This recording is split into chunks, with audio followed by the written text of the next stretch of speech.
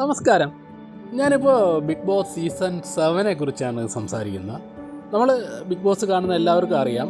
അതിൽ ഒരു എപ്പിസോഡിൽ മോഹൻലാൽ വന്ന ഒരു എപ്പിസോഡിൽ ജിസൈൽ പറഞ്ഞു, എനിക്ക് കേരളത്തിൽ അല്ലെങ്കിൽ മലയാളത്തിൽ ഫാൻസ് ഉണ്ടെന്ന് അറിയില്ല, അതുകൊണ്ട് ഒരുപക്ഷെ ഔട്ടാവാൻ ചാൻസ് ഉണ്ട് എന്ന് അവർ പറഞ്ഞിട്ടുണ്ടായിരുന്നു. സംഭവം ശരിയാണ്. കാരണം അവരെ മലയാളികൾക്ക് അധികം പരിചയമുള്ള ആളല്ല അല്ലേ. നമ്മൾ പലരും ആദ്യമായിട്ട് ജിസൈലിനെ കാണുന്നത്, കൂടുതൽ പേരും മലയാളി പ്രേക്ഷകർ കൂടുതൽ പേരും അവരെ ആദ്യമായിട്ട് കാണുന്ന ബിഗ് ബോസിലൂടെയാണ്.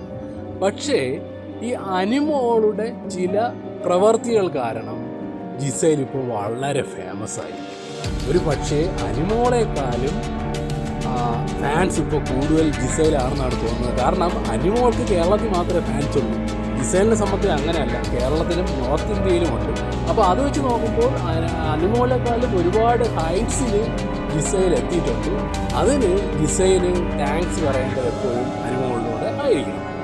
പിന്നെ അനിമോളുടെ കാര്യം, അനിമോള് ഈ ശൈത്യമായിട്ടുള്ള കൂട്ട് അതിനകത്ത് പല മുറുമുറുപ്പുകൾക്ക് കാരണമായിട്ടുണ്ട്. അതായത് ഇപ്പം ആദില, നൂറ അതുപോലെ ആണോ എന്ന് സംശയം വെച്ച് പലരും സംസാരിക്കുന്നതായിട്ട് അല്ലെങ്കിൽ സൂചിപ്പിക്കുന്നതായിട്ട് കണ്ടിട്ടുണ്ട്.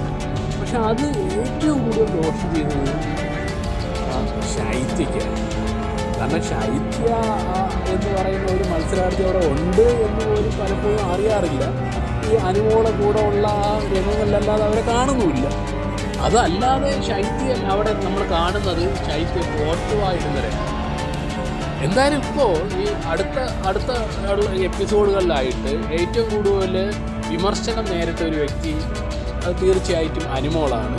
ഈ അനിമോളുമായിട്ടുള്ള കൂട്ടി വിടാതെ ശൈത്യയ്ക്ക് അവിടെ മുന്നേറാൻ കഴിയുമെന്ന് ഒരിക്കലും തോന്നുന്നില്ല. ഇത് രണ്ടും മാത്രമല്ല, ഇവർ രണ്ടുപേരും കൂടുതലായിട്ട് ഈ പ്രത്യേകിച്ച് അനിമോളെ ഉണ്ടാക്കുന്ന പ്രശ്നങ്ങൾക്ക് നിന്ന് എല്ലാം സപ്പോർട്ട് ചെയ്യാൻ വരുന്നത് അവിടുത്തെ റിബൽ ഗ്രൂപ്പാണ്. നമുക്കറിയാമല്ലോ, അവിടെ ഈ ഒനിയനോ അല്ലെങ്കിൽ അഭിലാഷോ അല്ലെങ്കിൽ ഷാനവാസ്, ഇവരൊക്കെ റിബൽ ഗ്രൂപ്പാണ്. ഈ ഒനിയനെയും അല്ലെങ്കിൽ അഭിലാഷയൊക്കെ റിബൽ ഗ്രൂപ്പാണ്, റിബലാണെന്ന് അവർക്ക് തന്നെ മനസ്സിലായി. അവർ മറ്റുള്ള ഒരു ഗ്രൂപ്പ് ഉണ്ടാക്കുമെന്ന് പറയെങ്കിലും ഇപ്പോൾ അവർ റിബൽ എന്നുള്ള അവസ്ഥയിലാണ് നിൽക്കുന്നത്.